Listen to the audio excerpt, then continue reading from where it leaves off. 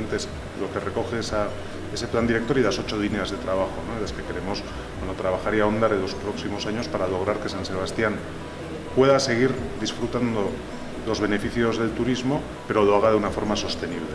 Gure eredua da turismo jasangarri baten aldeko eredua.